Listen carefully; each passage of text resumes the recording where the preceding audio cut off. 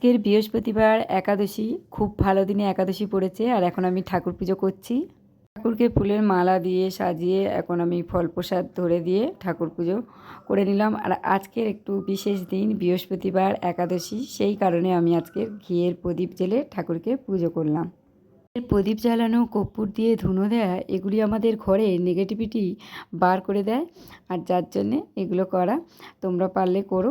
আর আমার তো এখন ঠাকুর পুজো করা হয়ে গেছে, এখন আমি ভগবানের প্রসাদ পাবো। তার জন্যে আমি দেখো ফল প্রসাদ নিয়ে চলে এসেছি। আর আমার ফল প্রসাদের মধ্যে কি কি রয়েছে চলো তোমাদেরকে দেখিয়ে দিই। রয়েছে 1 গ্লাস লস্যি, সাবু আর ফল প্রসাদ।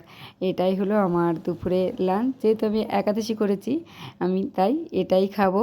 আর তোমরা কারা কারা একাদশী করো অবশ্যই কমেন্ট করে জানাবে। সবজি সিদ্ধ করি না, কারণ তোমাদের দাদা ভাই খেতে পছন্দ করে না, তার জন্যে করা হয় না। যেহেতু দুজনে মিলে একাদশী করি, তাই ও যেটা খায় সেটাই আমরা দুজনেই খেয়ে নিই। ভিডিওটা কেমন লাগলো